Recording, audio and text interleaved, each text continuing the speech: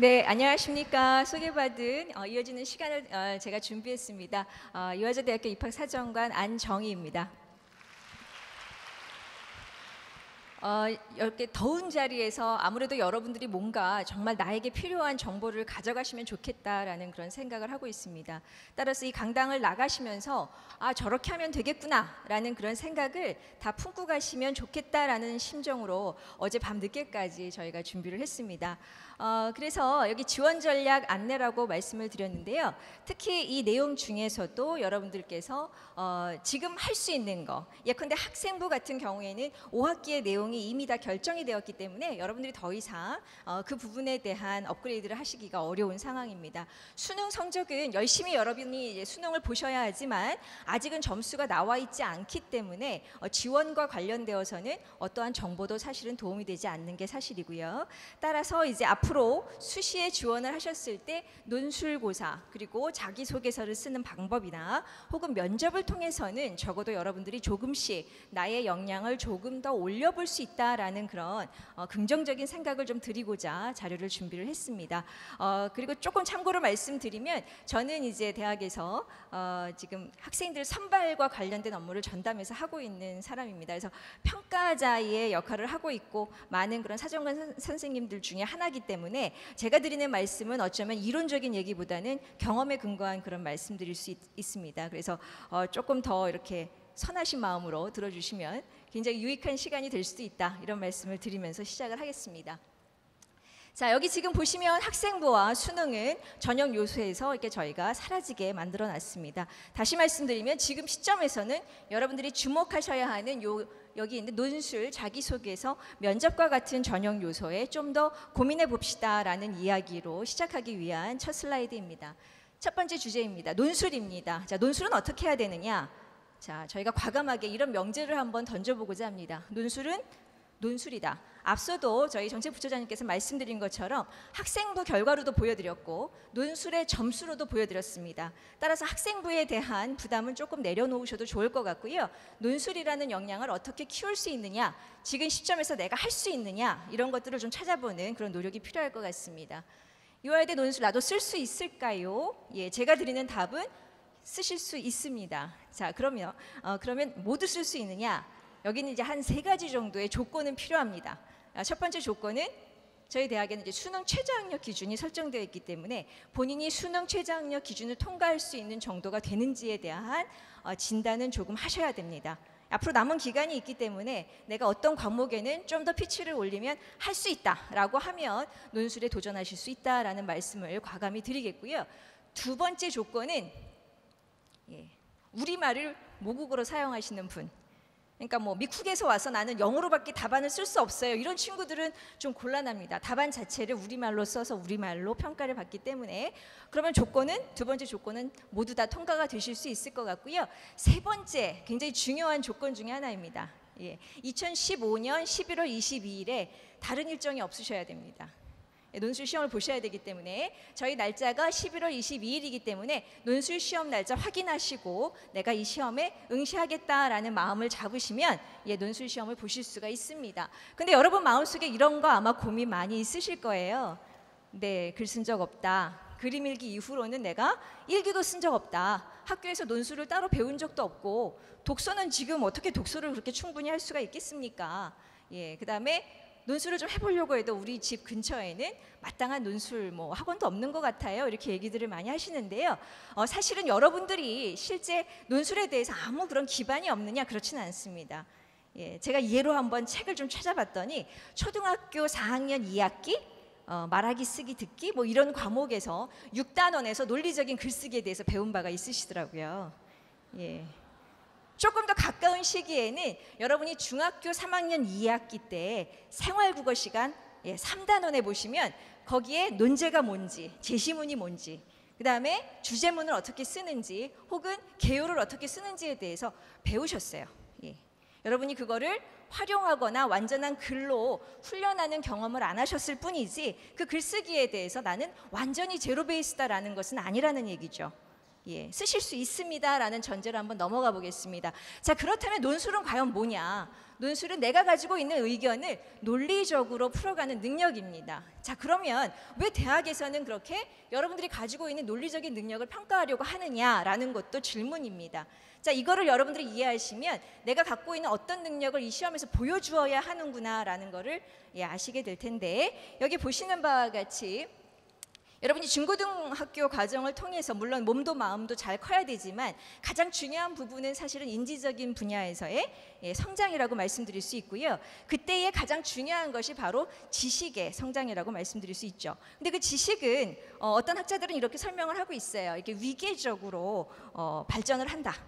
예, 그래서 여러분이 아마 그 어떤 교과 공부를 했을 때를 잘 되짚어 보면 낱낱이 지식을 배우는 단계에서 조금 올라가면 그것의 어떤 구조나 개념을 이해하는 수준이 되고요. 그것을 어떤 문제 사태에 적용할 수 있는 능력까지 발전을 하고, 가장 높은 수준의 이 평가 단계는 우리가 도달할 수 있는 수준은 좀 아닌 것 같아요. 예컨대 뭐 석학들이 보여주는 것 같이 본인의 전공 역량 분야에서 어떤 문제를 만나더라도 그 분야의 평가적인 그런 어떤 제시를 할 수 있는 그런 수준이 바로 이제 평가 역량이라고 볼 수가 있고요. 그 중간에 있는 적용 분석 종합에 대한 역량이 바로 여러분들이 대학에 와서 공부를 할 때 상당히 많이 동원되어야 하는 그런 역량이다라고 말씀을 드릴 수 있습니다.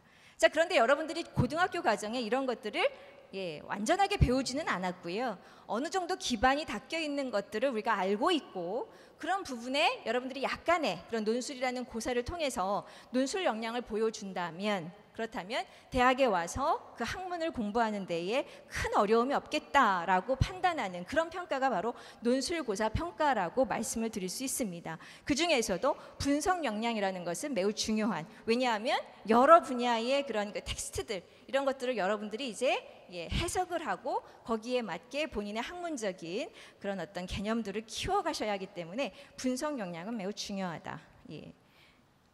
자, 그런데 이제까지 우리가 여러분들이 이때 평가를 받았던 것들을 한번 되짚어 보시면 대부분은 이렇게 선다형 중심으로 평가를 받았던 게 사실이고요.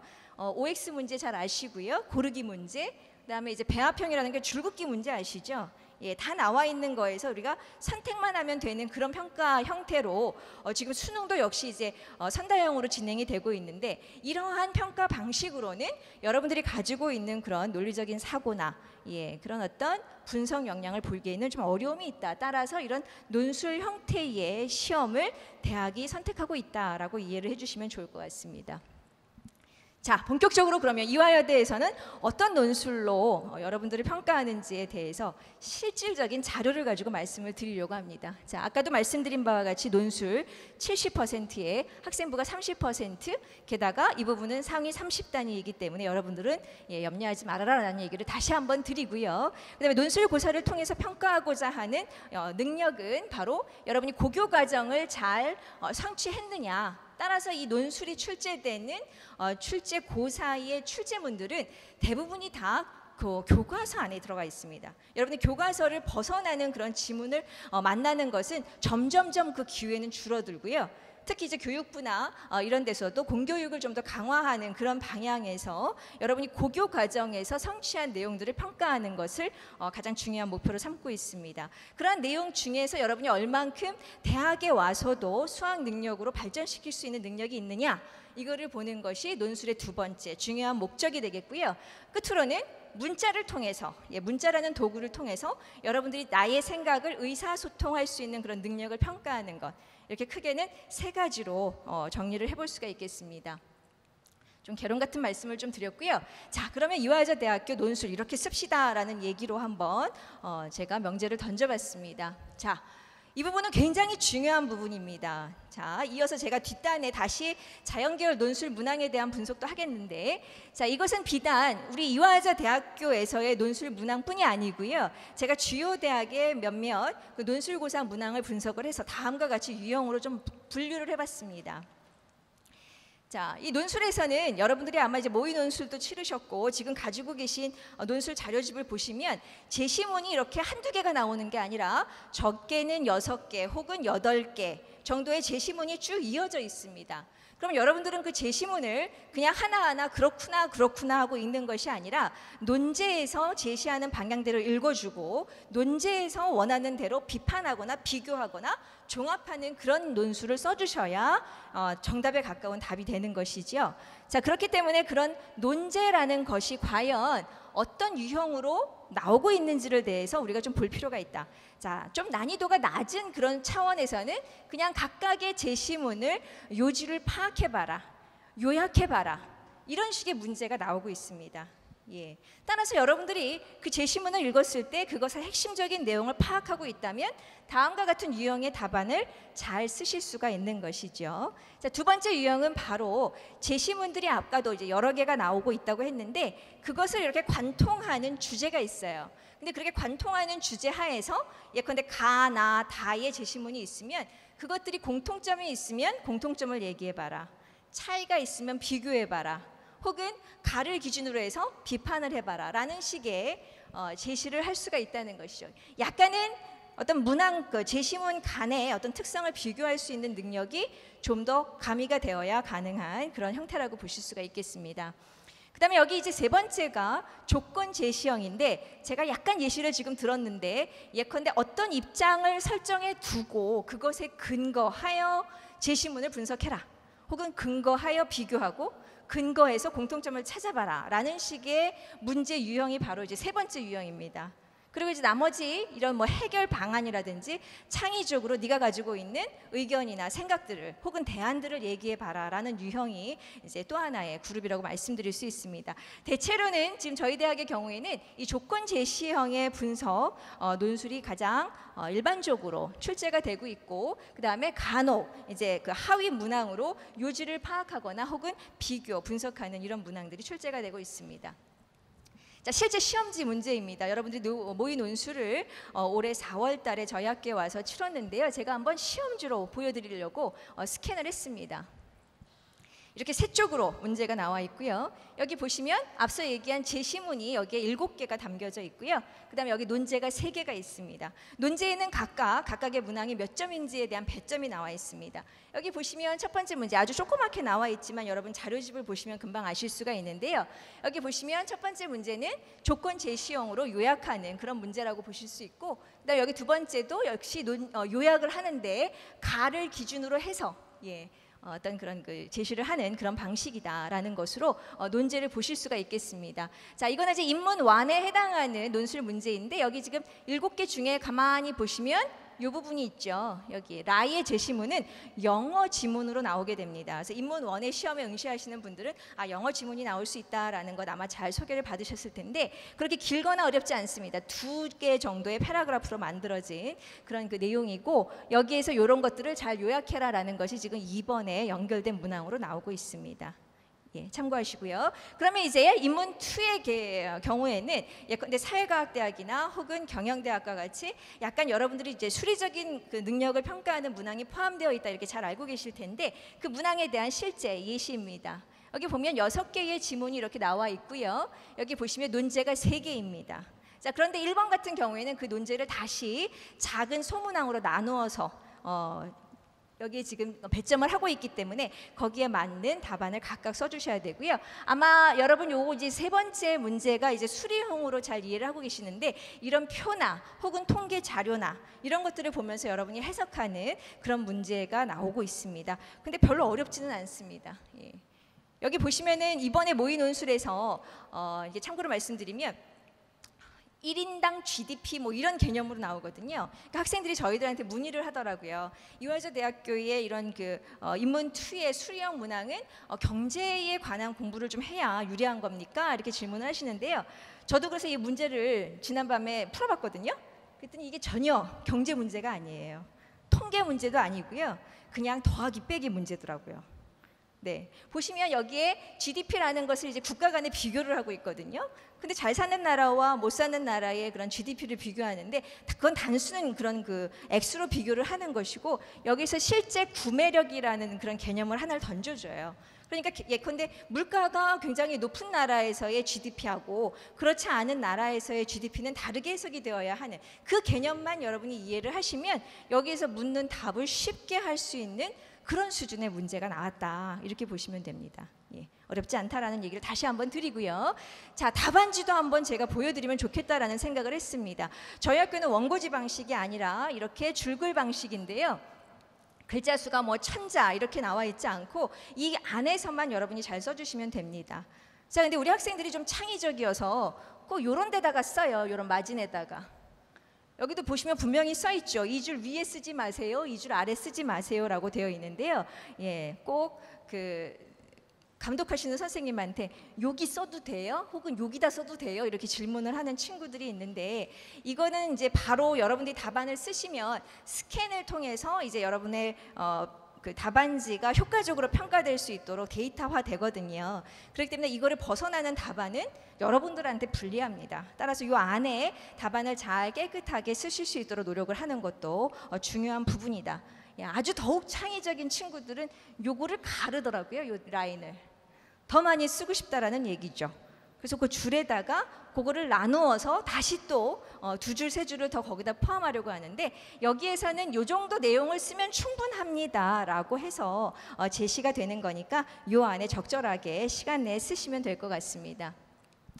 자, 답안을 작성할 때 제가 크게는 두 가지 접근으로 한번 정리를 해봤는데요. 첫 번째는 내용적인 것입니다. 앞서도 말씀드렸지만 이 제시문, 그러니까 뭐 6개가 됐건 8개가 됐건 하는 그런 제시문을 정확하게 여러분이 이해하는 게 중요하다. 자, 근데 이게 너무 길어서 그거를 그냥 먼저 읽기 시작하면 답안을 쓸 때 논제를 읽고 다시 가려고 하면 다 이제 앞에 거를 잊어버리는 그런 경우가 있기 때문에 요령으로 이렇게 논제를 먼저 읽고 그리고 제시문으로 올라가는 그런 방법도 효과적일 수 있다라는 그런 팁을 드리고 싶고요. 그 다음에 이제 이런 부분입니다. 논제하고 상관없이 자신의 의견을 기술하는 친구들이 생각보다 많습니다. 그러니까 예컨대 제시문을 딱 봤는데 가, 나, 다. 근데 여기서의 논제는 가를 기준으로 나와 다를 각각 비판하시오 이렇게 나온 거죠. 근데 여러분이 이제 논술 준비를 한다고 뭐 학원도 다니는 친구들 있고 학교에서도 열심히 공부를 하는데 그러다 보니까 나와 다가 굉장히 반가운 거예요. 이거 학교에서 봤던 거다. 그 다음에 내가 이거는 충분히 비판을 했었던 그런 제시문이다 라고 하면 여러분이 이거를 논제하고 상관없이 다시 말하면 여기선 분명히 가를 기준으로 해서 나와 다를 비판하라고 했는데 가를 싹 잊어버리고 나와 다에 대해서 내가 알고 있는 얘기를 막 쓰는 거죠. 그렇게 되면 좋은 점수가 나오지를 않습니다. 예. 이 논술이라는 것은 여러분들이 자유롭게 글을 써서 뽐내는 그런 시험 방식이 아니고요. 굉장히 구조화되어 있는 시간도 100분이죠. 그 다음에 제시문도 여기에 구조화되어 있는 제시문을 가지고 여러분이 얼마나 논리적인 프로세스를 지금 동원시키고 있느냐 이걸 보는 거기 때문에 그렇기 때문에 여러분이 너무 내가 알고 있는 거구나 해서 그 내용을 가득 담아 놓으시면 좋은 점수가 안 나온다라는 것입니다. 대부분은 그런 친구들이 이제 논술 시험을 보고 나와서 밖에서 상당히 쉬웠어요. 붙을 것 같은데요. 뭐 이렇게 얘기를 하는 친구들이 있는데 결과는 좀 그렇지 않은 경우가 있으니 반드시 논제에서 그러니까 예컨대 질문에서 지금 무엇을 요구하고 있는지를 빠뜨리지 말고 그 단계에 맞게 다 넣어야 한다라는 것을 강조드리고자 합니다. 그리고 여기 보시면 개요짜기에 공을 들여보자라는 말씀을 드리고 싶은데요. 학생들이 이제 이게 100분이라는 것이 굉장히 좀 부담스러운 그래서 뭐 마음이 좀 조급해지는 것도 사실이죠. 30점, 30점, 40점이니까 아 이거를 30분, 30분, 40분으로 잘라야 되나 보다. 그렇게 하면서 그거를 이제 빨리빨리 진행을 해야 된다라는 그런 압박이 있는 경우가 있습니다. 또 이제 논술 시험에 들어가면 어떤 친구는 또 시험지를 한번 이렇게 보더니 그 다음부터 막 답안지를 쓰는 것 같죠. 그러면 그런 답안지를 쓰는 소리를 들으면서 본인도 막 답안을 기술을 하게 됩니다. 그럼 나중에 아 이게 방향이 틀렸구나라고 했을 때 시간을 보면 되돌리기가 어려운 경우가 있어요. 답안지를 바꿔주세요라고 해도 그때는 좀 본인이 긴장을 많이 하게 되죠. 따라서 글을 쓰실 때에는 여기 나와 있는 것처럼 제시문, 논제 여기에 이렇게 크로스를 하면서 내가 쓸 것들을 먼저 계율을 먼저 다 짜시고 그리고 나서 답안으로 들어가시면 답안을 훨씬 더 용이하게 쓰실 수가 있다라는 말씀을 드리고 싶습니다. 그 다음에 이제 표현과 관련되어서는 일단 간결한 문장이 좋을 것 같고요. 이건 너무나 중요한 부분이죠. 여러분이 하고 싶은 얘기를 쭉쭉쭉 쓴 다음에 뒤에 결론이 나와버리면 상당히 이게 평가자가 그 부분에 임팩트 있게 읽어내기가 어려운 부분이 있어서 가급적이면 두 갈시 혹은 간결한 문체를 써주십사 말씀을 드리고, 그 다음에 이제 문장 부호에 관한 얘기인데요. 생각보다 저희가 4월에 모의고사 보고 나서 첨삭 지도를 다 넣었는데 이 문장 부호 때문에 지적을 받은 것들이 꽤 있더라고요. 물론 감점은 아니지만 문장 부호에서 예컨대 이제 뭐 따옴표 같은 경우는 중요한 개념을 강조하기 위한 건데 그냥 아무데나 막 따옴표를 찍는다든지, 그다음에 너무 자기 의견이 막 이렇게 강조되어야 한다고 생각해서 느낌표를 막 3개씩 막 찍는다든지 뭐 이런 경우들이 있어요. 예, 그래서 원고지 사용법은 여러분 이제 다 아실 테니까 그런 것들을 조금 더 숙지하시면서 공들여 쓰시면 좋을 것 같고요. 그 다음에 앞서도 말씀드린 것처럼 이 논술은 여러분이 그 제시되어 있는 환경 안에서 비판을 하거나 의견을 내는 것이기 때문에 옳다 그르다 이런 것들의 표현은 사실 이 논제에서는 맞지 않는 경우가 있습니다. 예, 그래서 여러분이 지나치게 개인의 생각을 담아서 표현하는 것은 부적절할 수 있다라는 것을 또 한번 짚어드리고요. 글씨 같은 경우는 뭐 여러분 잘 아실 겁니다. 예, 확인할 수 있는 정도가 나올 수 있게 작성을 해주시면 될 것 같습니다. 자, 그러면 이제 모의 논술의 문항 하나를 제가 사례로 한번 꺼내봤습니다. 어떻게 쓰면 그러면 도대체 좋은 점수를 받는다는 겁니까? 라는 걸 보여드리려고 갖고 왔고요. 인문 논술의 1번 문항입니다. 거기에 보시면 제시문이 이렇게 가나 다가 있고요. 자, 1번 논제에서는 바로 제시문 가의 관점에서 제시문 나를 또 혹은 제시문 다를 각각 비판하시오라고 되어 있습니다. 제가 제시문 원문은 여기서 지금 다 보여드리지 못해서 요약을 했는데요. 1번 같은 경우에는 이렇게 중화 사상에서 이제 화이론이라는 게 있잖아요. 근데 중국이 중앙이고 그 주변에 있는 나라들은 다 오랑캐다라고 하는 그런 화이론은 이제 무너져야 한다. 그런 것들은 해체되어야 한다라는 실학적인 사상에 대한 글이 담겨져 있습니다. 그런데 이제 나와 다의 사례를 보면 나의 같은 경우에는 이제 청나라하고 영국이 이제 만나는 장면에서 서로 자기 나라의 의전이 더 중요한 거기 때문에 그런 만남 자체에서도 내가 더 먼저다 혹은 영국이 더 먼저다라고 갈등을 하는 그런 사례에 대한 글이 되겠습니다. 다방 같은 경우에는 여러분 아마 세계지도 메르카토르 도법 뭐 이런 거 아시죠? 그게 이제 유럽으로부터 생겼는데 이 유럽 사람들이 이 지도를 개발을 하면서 자국에 혹은 유럽이라는 그런 대륙을 중앙에 배치를 하고 실제의 영토보다도 더 크게 그렇게 배치를 하는 이런 어떤 문제에 대해서 기술을 한 제시문이 나와 있습니다. 다시 말하면 이 가나다의 제시문을 관통하는 주제는 이제 중앙이라는 거, 중심이라는 거, 그 다음에 주변이라는 것이 어떻게 이렇게 관계가 되어 있는지에 대한 글인 거죠. 자, 제가 일부러 이렇게 꼼꼼하게 말씀을 드린 이유는 자, 그럼 여러분 어떤 걸 써야 된다는 얘기인가요?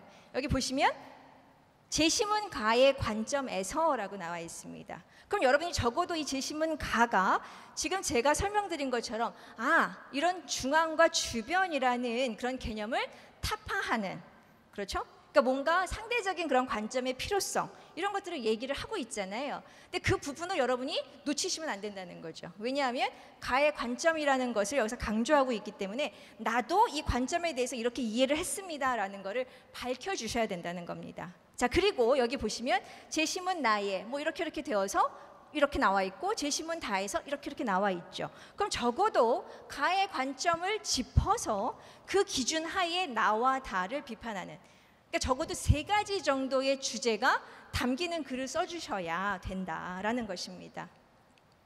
자, 그러면 한번 샘플을 보실까요?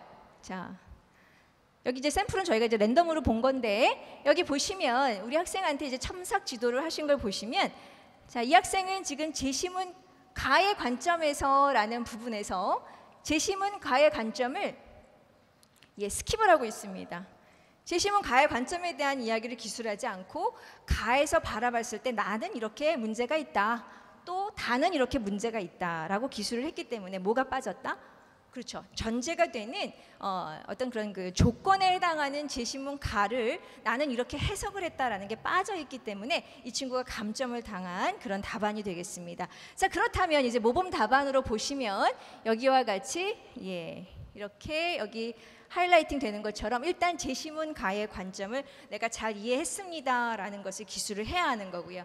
두 번째, 제시문가의 입장에서 여기에 여러분들이 이제 근거나 이런 걸 대실 때에는 위에서 제시한 그런 근거를 그대로 써주셔도 되는데 가급적이면 나의 언어로, 내가 이해한 그런 언어로 바꾸어서 해석하는 것도 좋은 점수를 받을 수 있는 그런 팁이 될 것 같습니다.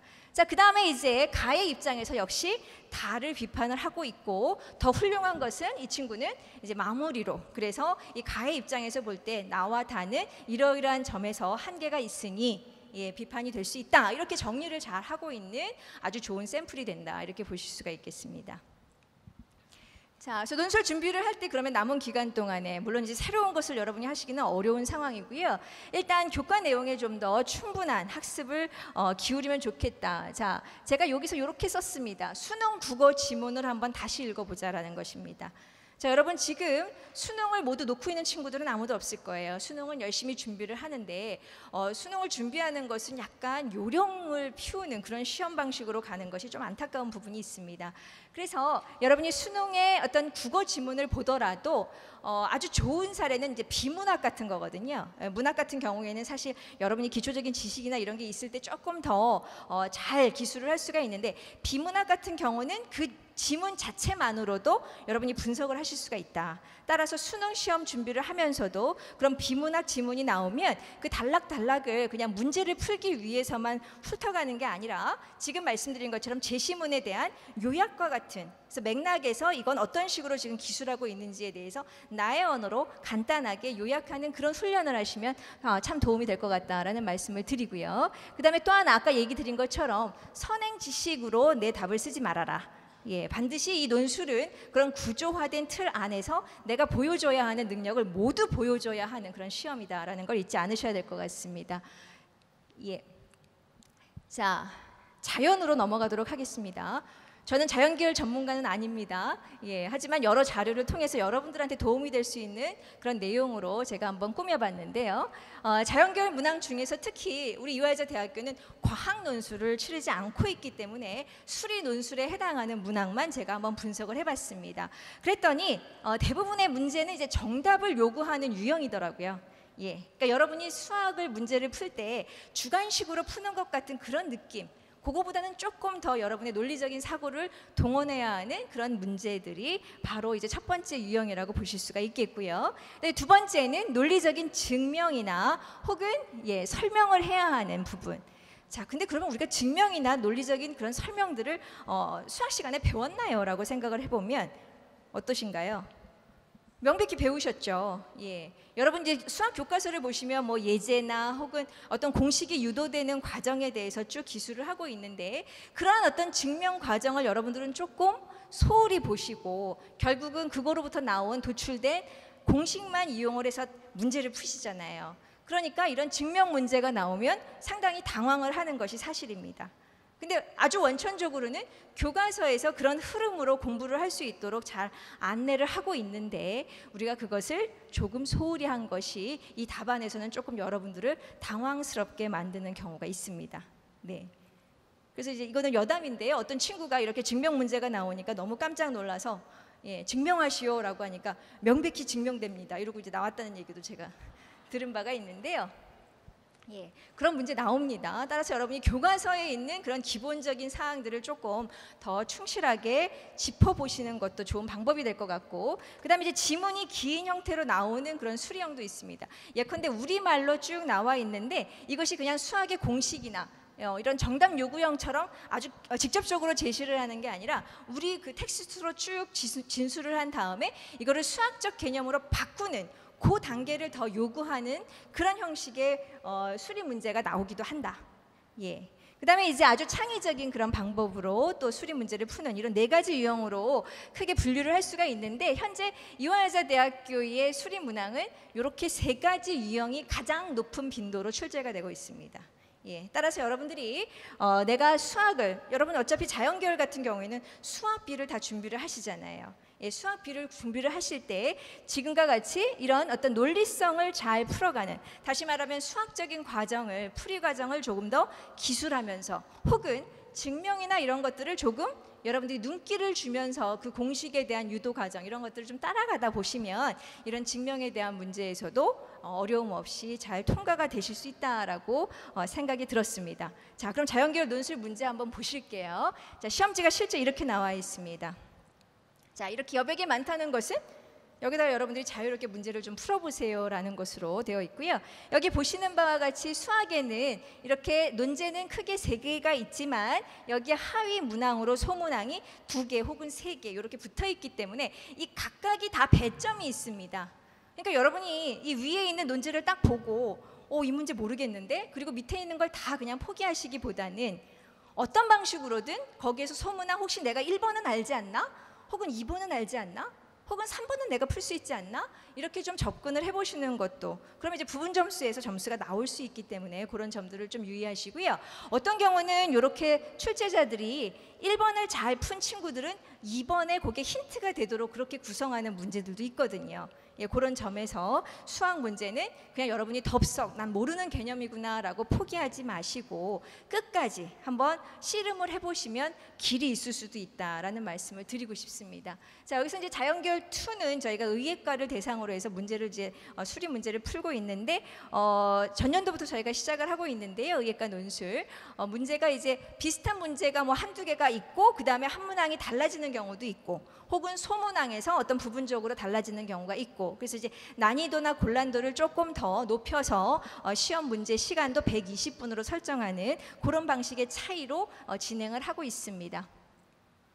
답안지는 이렇게 생겼습니다. 줄도 없습니다. 예, 줄도 없기 때문에 학생들이 대체로는 여기에 이렇게 이 면을 다 쓰는 친구들도 있고요.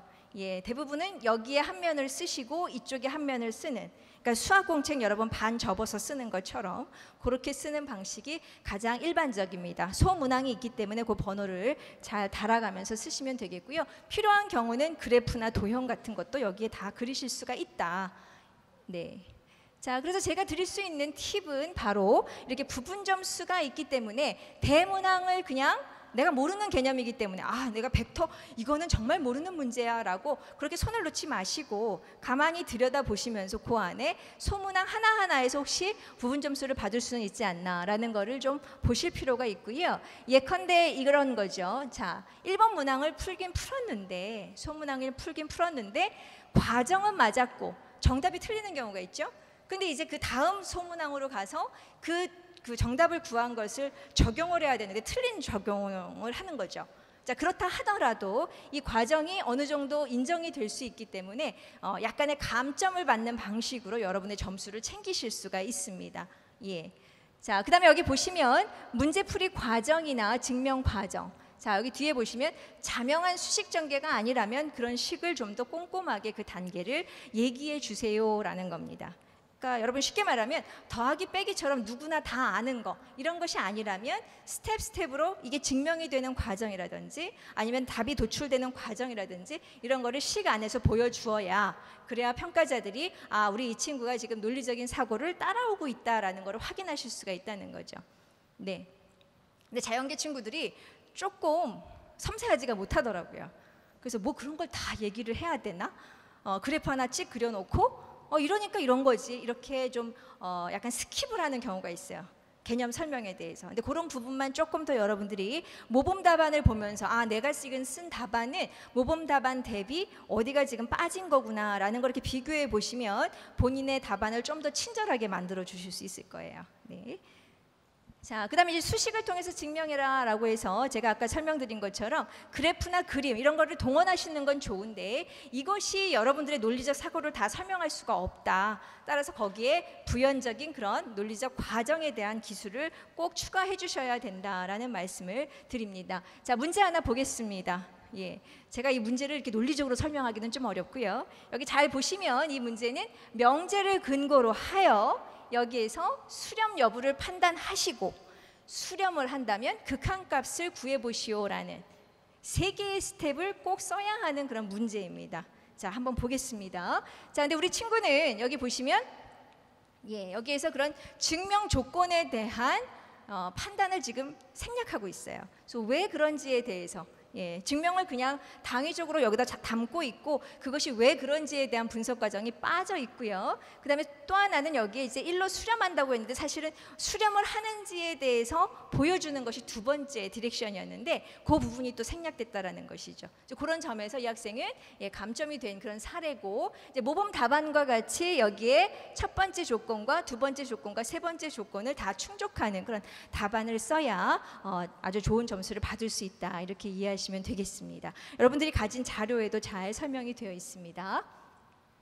자, 그래서 이제 그 자연 논술에서는 무엇보다도 기본, 예, 수학적인 기본. 그래서 여러분들이 예컨대 나는 수학에서 예컨대 역산을 참 잘합니다. 예컨대 아래에 있는 그런 보기들을 이제 거꾸로 넣어가지고 답을 맞추는 그런 신공을 발휘할 수 있습니다. 이런 친구들은 조금 어려움이 있을 수도 있어요.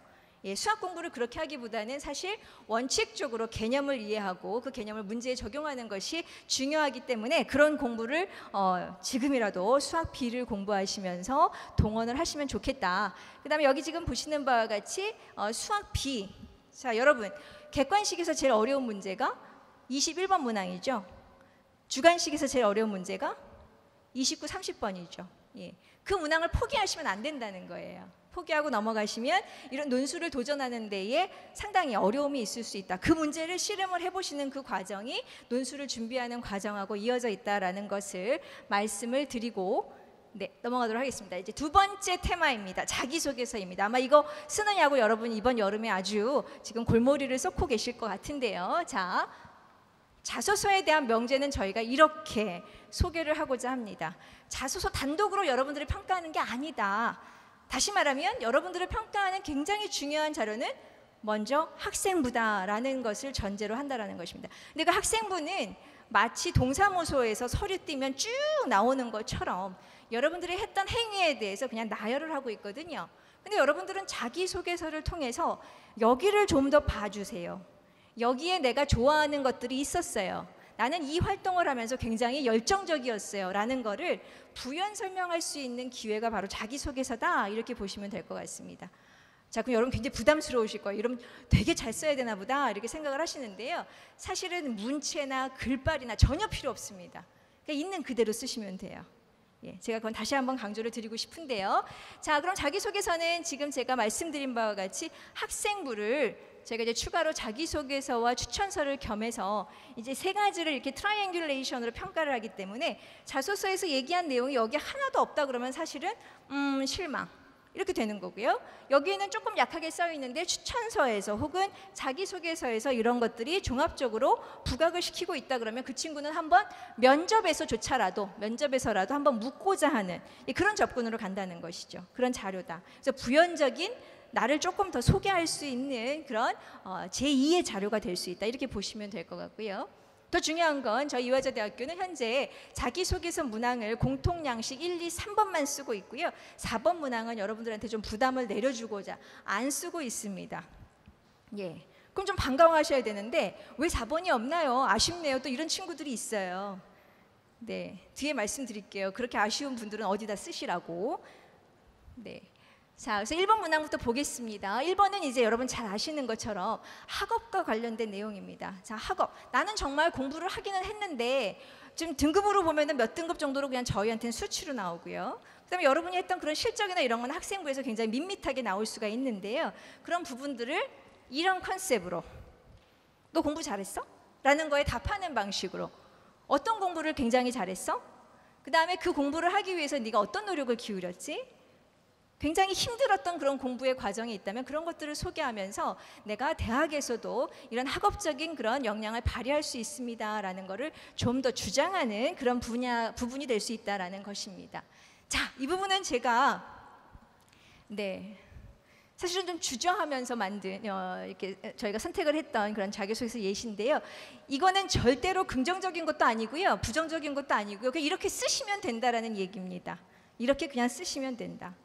네, 여기 보시는 것처럼 이 친구는 수학을 굉장히 잘하는 친구인데 아무리 해도 내신이 안 나오는 거죠. 그래서 막 좌절도 하고 이러다가 결국은 내가 이제 기본 개념이 흔들려서 그렇구나라는 걸 깨닫고 그 기본기를 다지는 수학을 하면서 점점점 수학의 맛을 알게 되고 그러면서 등급은 그냥 뭐 2등급, 3등급 수준인데도 학교에서 내가 학급에서 이제 수학 지도하는 학생도 되면서 이런 아주 수학에서 남다른 경험에 대한 얘기를 함으로써 평가자가 그냥 이렇게 평범한 그런 그 등급에서 수학을 한 번 더 이렇게 들여다보게 하는 그런 역할을 할 수가 있다라고 말씀드릴 수 있습니다. 두 번째 학생은 그냥 굉장히 잘난 학생입니다. 누가 봐도 엄친딸 수준입니다. 여기 보시면 모든 교과 잘했고 예체능까지 아주 잘했고 수행평가도 빠짐없이 했습니다. 이런 친구는 그냥 써야죠. 이런 얘기를 이렇게 열심히 했습니다. 그다음에 세 번째 친구 같은 경우에는 고등학교 때 역경이 있었던 것 같아요. 그래서 고등학교 내가 간 학교에 대한 만족도도 떨어지고 학업에 손을 놓고 그러다 보니까 점점 성적이 떨어지고 꿈도 없고 그러다가 고등학교 2학년 때 꿈을 찾고 그거로부터 다시 동력을 얻어서 공부를 했습니다. 이런 얘기를 다 쓰시면 돼요. 모범 답안이라는 게 없습니다. 자기소개서는. 자, 두 번째 문제는 사실은 이 문항을 저희 이화여자대학교는 조금 중요하게 평가하는 부분입니다. 왜냐하면 미래인재 같은 경우에는 특히 여러분들의 어떤 그런 학교 활동을 중심으로 평가하는 그러한 분야를 좀 더 적극적으로 점수에 반영하기 때문에 여기에서 내가 학교 생활을 한 거 3개 이내로 잘 쓰세요라는 부분이 있죠. 그러니까 적어도 여러분들은 내가 학교에서 이거만큼은 굉장히 곤란도가 높았던 거고 난 자랑할 만한 겁니다 라는 내용을 중심으로 이 문항을 써주시면 됩니다. 자, 다시 말씀드리면 역량을 좀 더 강조해 보세요라는 그런 기회라고 보시면 되겠죠. 자, 이것도 역시 예시를 보시면 이 학생은 그 중에서도 뇌에 대한 관심이라는 그런 분야를 화두로 해서 관심이 높았는데 그 관심을 키우기 위해서 이러이러이러한 활동을 했습니다라고 진술을 하고 있습니다. 두 번째 학생은 무엇보다도 독서력이 굉장히 뛰어난 친구인 것 같아요. 그래서 독서력이라는 걸 먼저 제시를 하고 그 밑에 이제 예컨대 독서의 힘 덕분에 경시대회도 나갔다. 그래서 거기에서도 학교 안에서 뭐 수상도 했었다. 이런 얘기를 이제 이어서 쓰고 있죠. 둘 다 이제 공통점은 먼저 앞에 약간 두 갈식으로 내 활동에서 혹은 내 관심 분야는 이거예요라고 진술을 먼저 하고 이제 구체적인 사례를 담는 그런 방식을 사용한다라는 것은 조금 여러분들이 참고를 하셔도 좋을 것 같습니다. 그다음에 여기 세 번째 같은 경우에는 만들기라는, 그러니까 뭐든지 이 친구는 만들기를 좋아하는데 그 중에서도 매체를 활용한 그런 만들기를 좋아합니다라고 선언을 하고 그 안에서 UCC나 뭐 이런 것들 컨텐츠 개발. 그래서 아마 이 친구는 아마 융합 컨텐츠 학과를 도전을 하고 싶을 수도 있을 것 같아요. 이런 식의 진술을 그냥 있는 그대로 하시면 된다는 것이죠. 근데 이제 2번 문항을 쓰면서 조금 학생들이 부담스러워하는 게 나는 학교 활동이라고 치면 리스트로 한 20개도 넘는데 이걸 다 어떻게 3개 안에 쓴단 말입니까? 이렇게 얘기를 하죠. 그 중에서 제일 중요한 거 3개만 쓰면 나머지는 아깝잖아요. 이렇게도 얘기를 하시는데요.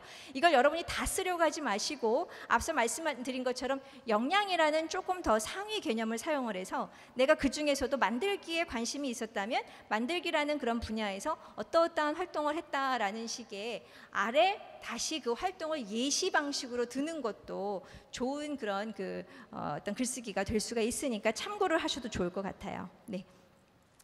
자, 세 번째 같은 경우에는 나눔, 배려, 협력. 아마도 여러분들의 그런 뭐 학교 생활, 사회적인 어떤 그런 관계 이런 것들을 소위 말해서 뭐 인성을 평가하는 문항이다 이렇게 얘기를 하고 있는데요. 저는 사실 이 문항을 보면서 이렇게 크게 학생들이 변별이 안 되더라고요. 이화여자대학교 여학생들이 대부분 다잖아요. 여학생들은 다 착해요. 다 착하고 다 갈등의 중재자예요.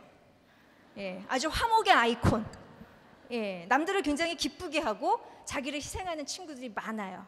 그래서 그 친구들을 그런 내용으로만 변별하기는 쉽지 않더라고요. 그래서 그냥 있는 그대로 써주시면 돼요. 여기 보시는 것처럼 마음씨에 대한 이야기를 쓰는 거구나 이렇게 이해하셔도 좋을 것 같고요. 여기 보시면 공부 도와주는 역할을 했는 모양이에요. 아주 이런 친구들 굉장히 많더라고요. 다른 친구를 도와주다가 내가 도움을 주는 줄만 알았는데 내가 그걸 통해서 배웠어요. 많으시죠? 교학상장. 그 키워드도 굉장히 자소서에 많이 인용이 되어서 저희가 아주 조금 같이 웃었던 경험이 있는데요. 이런 것들. 그다음에 또 하나는 이제 동아리 활동 열심히 했는데 꼭 동아리에 애들이 모이면 갈등이 있죠. 내가 더 잘한 거 하고 싶어요. 내가 더 중요도 있는 걸 하고 싶어요. 이러다 보니까 내가 역시 지원자가 나서서 그 문제를 조금 더 평정하고 그래서 화목해졌다. 성공했다. 이런 얘기들이 나오는데요. 자, 이거는 그냥 여러분들이 생각하는 그대로 쓰시면 돼요. 예, 더 갈등이 심하다고 해서 여러분들 점수를 더 주는 거 아니기 때문에. 네. 자, 특기자 전형을 좀 보시면, 특기자 전형을 쓰시는 분들은 이제 이렇게 활동 보고서라는 양식이 조금 다릅니다. 그래서 이제 어학 특기자는 어학 분야에 관심이 많고 특기가 있는 친구들이라서 이런 수상이나 어학이나 활동에 관련된 객관적인 그런 실적들을 저희가 추가로 제시할 수 있도록, 제출할 수 있도록 그렇게 열어두는 전형이기 때문에 이 부분은 참고하시면 되겠고요. 그다음에 이제 수학과학 특기자도 마찬가지로 내가 이 분야에서는 좀 더 남다른 능력이 있습니다. 수상 경력이 있어요. 활동이 있어요라는 것도 제시하실 수 있는 그런 양식을 보여드리고 있습니다. 국제학 특기자는 이 모집 단위 자체가 영어로 모든 수업이 진행이 되기 때문에 영어와 관련된 역량뿐만 아니라 다양한 학업과 수상 활동 실적을 객관적으로 진술을 하고 그 하위에 내 역량을 조금 더 추가 기술하는 양식을 보여드리고 있습니다. 자, 예체능 서류 전형입니다. 자, 여기에 혹시 정보가 있으신 분들은 이화여자 대학교에 신설된 예체능 서류 전형이 있다라는 걸 알고 계실 텐데요.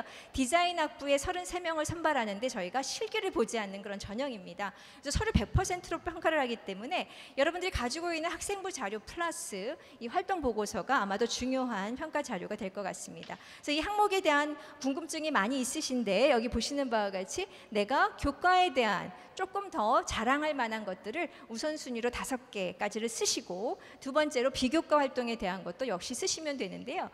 이 디자인이니까 여러분이 이제 뭐 대회 나가고 교회에서 뭐 상 받고 이런 것들을 생각하면서 이런 걸 다 써야 되나? 이거 없어서 어쩌지? 이렇게 고민할 수도 있는데 여기에서는 비교과 활동입니다. 그래서 이제 학교에서 상 받은 건 상관이 없는데 불어 이런 것들을 대회에 나가서 상 받고 이런 것들은 쓰실 필요가 없다. 이렇게 다시 한번 짚어드리고요. 그래서 내가 기본적으로 예컨대 예고 나오지는 않았지만 일반고에서도 얼마든지 여러분들이 이제 그런 디자인적인 소양을 키울 수 있는 그런 기회가 있었고 나는 그런 것들을 정말 꿈꾸고 있다 하는 친구들은 이 안에 나의 이야기를 쓸 수가 있다라고 말씀을 드립니다. 특히 이 서식은 여러분들이 내용을 쓰신 거에 대해서 조금 더 추천 교사에게 확인을 받는 그런 단계가 추가가 되기 때문에 추천 교사에게 내 자료를 저희가 파일로 보내드리고 그걸 통해서 진위 여부를 확인하시고 그 다음에 여기 학생에 대한 추천 의견을 주시는 그런 양식으로 구성이 되어 있습니다. 자, 여기 자소서 아주 자주 질문하는 것들 제가 빠르게 한번 넘겨보겠습니다. 자, 이런 거죠. 여러분 고민 많으시죠? 일단 첫 문장이 시작이 안 돼요라고 생각을 하는데 이제 이게 이런 고민 때문에 그런 것 같아요. 이제 추상적인 표현으로 나를 좀 포장해야 되지 않나 이런 생각인 거죠. 화목한 가정에서 태어나 엄부 엄친으로부터 열심히 공부를 했으면 이런 거 있잖아요.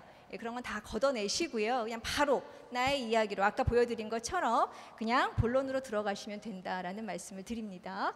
자, 전공에 대한 적합성이 얼마나 일치해야 됩니까? 라는 질문도 많이 하는데 사실은 고등학교 과정은 그 길을 찾는 그런 탐색기이기 때문에 예컨대 간호학과를 지원하는 학생들은 무조건 병원에 가서 적어도 이렇게 뭔가 도움을 주는 그런 병원 봉사를 몇 시간씩 해야 됩니까? 라는 질문 맞지 않다라는 것이죠. 그래서 여러분들이 예컨대 이와 같이 계열 수준에서 인문계열, 자연계열 또 학교에서 제공할 수 있을 법한 그런 활동에서 열심히 공부를 하셨다면 또 활동을 하셨다면 그 내용으로 충분히 여러분들은 대학에 와서도 인정받을 수 있는 역량으로 해석이 될 수가 있습니다.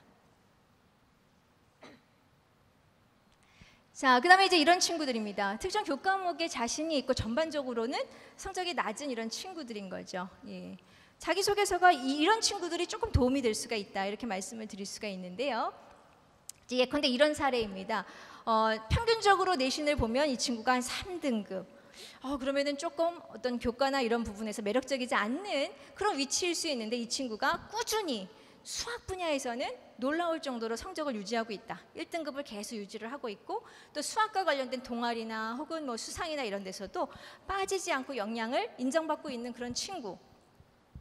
평균 등급만으로 만약에 우리가 계산을 한다면 그 친구는 서열이 굉장히 뒤에 가 있기 때문에 면접까지 올라오기가 쉽지 않을 텐데 저희가 종합적으로 학업 역량을 보고 이런 활동이나 다양한 그런 어떤 배경에 대해서 설명을 하는 것을 참조하여 이 친구가 점수가 합산이 되면 어느 정도 위치는 좀 달라지게 올라갈 수가 있습니다.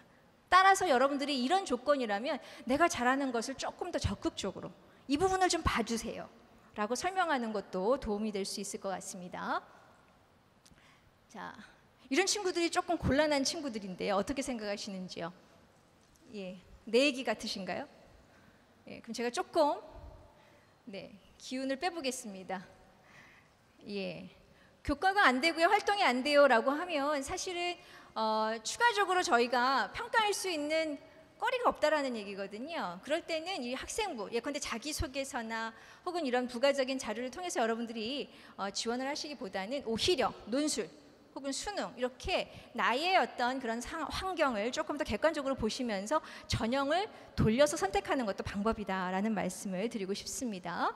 3개가 넘을 때 제가 아까 말씀드린 것처럼 모든 활동을 이렇게 리스트업을 쭉 하려고 하지 마시고 아까 말씀드린 것처럼 역량이라는 조금 더 상위 개념을 올려놓고 그 안에 이거를 내가 이렇게 키웠는데 이런 활동을 통해서 키워진 역량이에요 라고 설명하는 방식을 한번 활용을 해보시면 좋을 것 같습니다.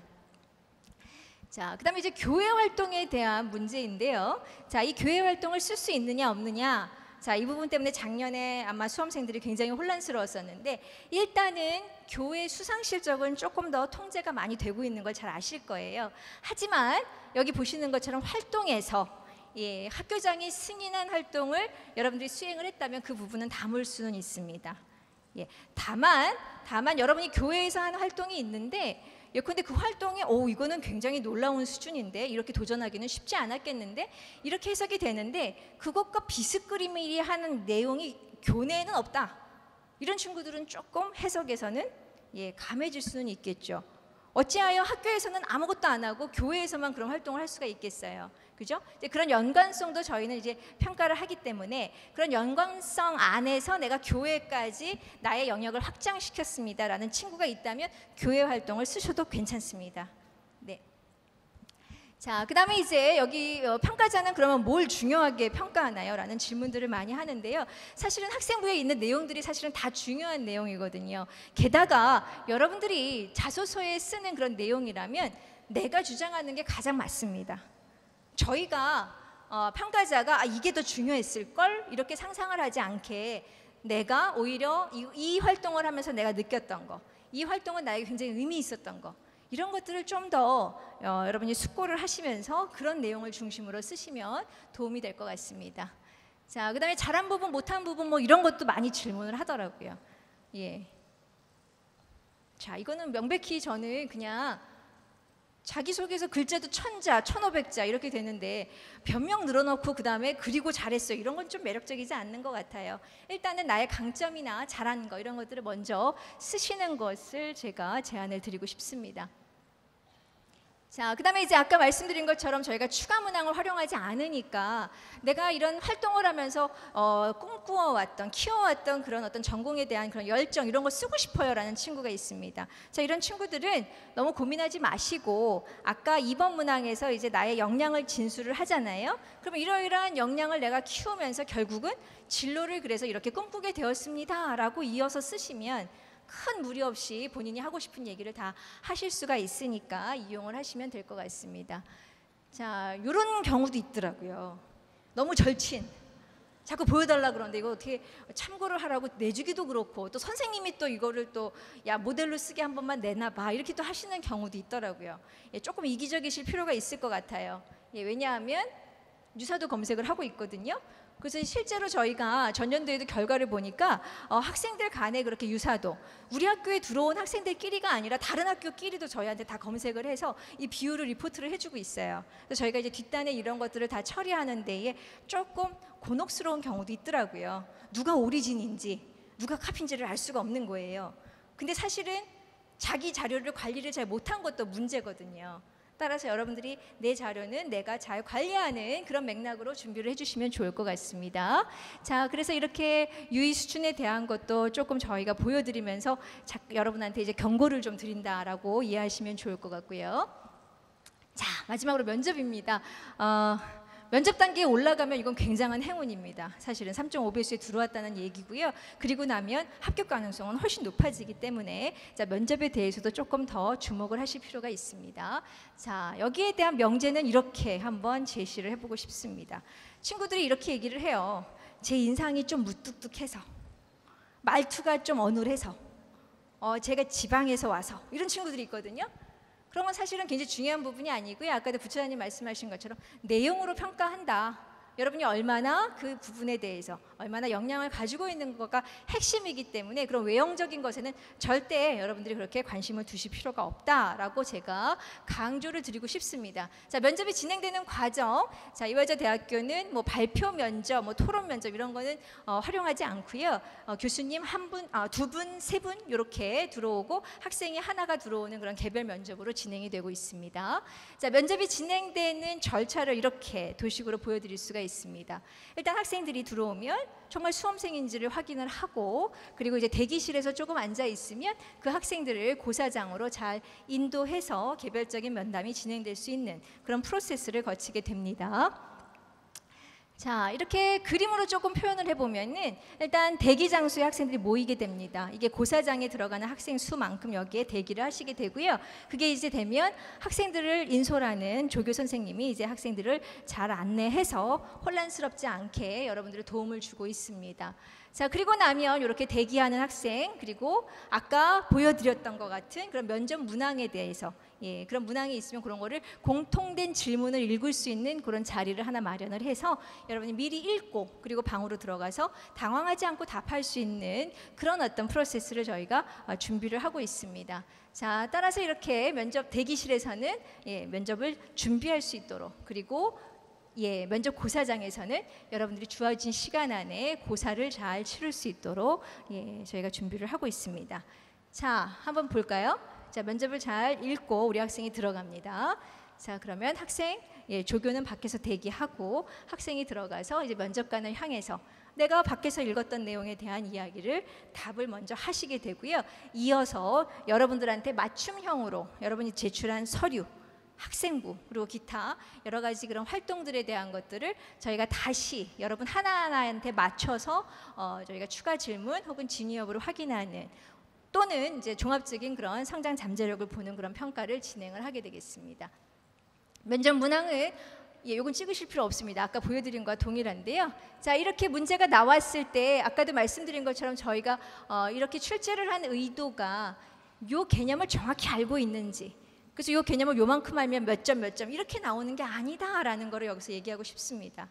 자, 여기 보시는 것처럼 예컨대 이런 세계화라는 그런 메커니즘에서 이 두 개념이 서로 상반되어 있잖아요. 서로 달라지고 있는 그런 개념을 이해하고, 그 다음에 시놉티콘이라는 것이 개념은 모른다 하더라도 그거에 관한 우리가 주변에서 볼 수 있는 사례를 잘 얘기를 했다면 그 친구들은 이 개념을 이해할 수 있는 어떤 지적인 능력이 되는구나 라고 저희가 평가를 했다는 것이죠. 네. 자연계열도 마찬가지로 이렇게 아까 보여드린 것처럼 그때 당시에 이제 에볼라 바이러스를 이슈로 해서 여러분이 여기 보시는 바와 같이 항원항체 반응에 대한 기본적인 개념을 알고 있는지, 그래서 거기에 대해서 여러분이 설명할 수 있는 그런 수준이라면 역시 좋은 평가를 받을 수 있는 그런 평가로 진행을 했습니다.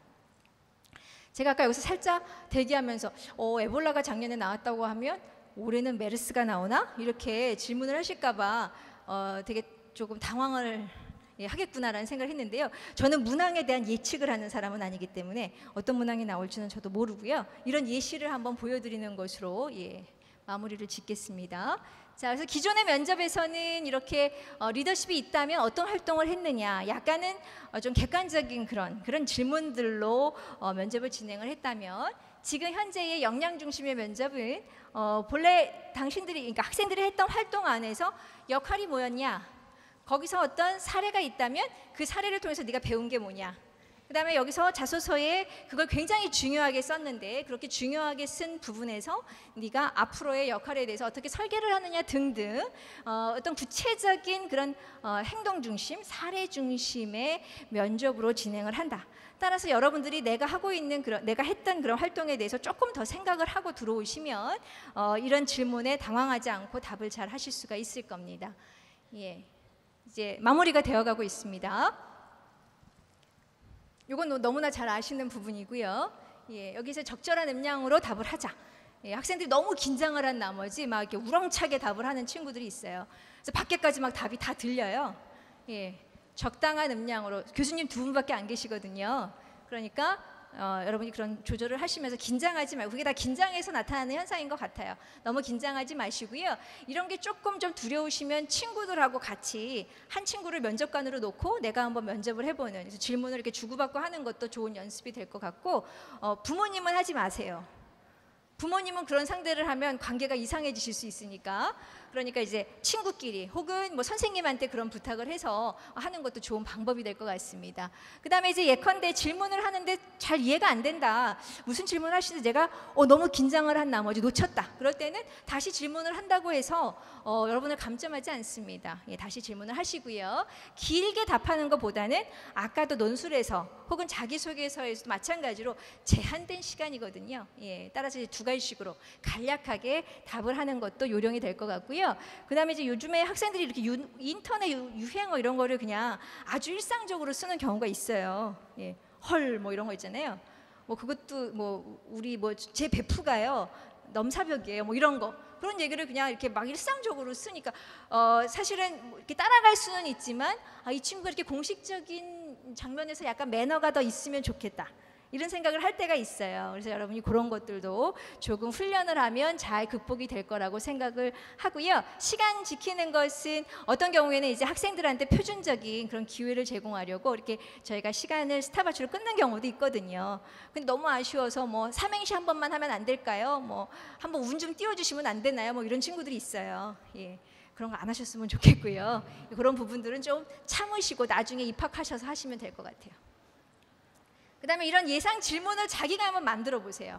자기가. 그러면 거기에 좀 긴장하지 않고 답을 잘 하실 수가 있을 것 같고, 그 다음에 이제 마지막으로 아까도 제가 부처장님 얘기를 들으면서도 그렇지, 면접에서 사실은 그 학생이 정답을 말하는 것만 저희가 원하는 게 아니기 때문에 정답은 도달하지 못했더라도 내가 그 과정까지 동원을 한 그런 그 사고 과정이 있으면 그런 것들을 다 이야기를 하는 것이 충분히 여러분이 좋은 점수를 받는 그런 그 태도가 아닐까 해서 마무리를 한번 해봤습니다. 제가 이제 지금 조금 시간이 많이 오버가 돼서 너무 죄송한데 이런 얘기를 좀 드리고 싶어요. 요즘에 그 남자 셰프들이 하는 그런 요리 프로그램이 상당히 인기를 얻잖아요. 근데 그때의 가장 중요한 매력적인 부분이 바로 우리 집 냉장고를 털어서 한다는 거죠.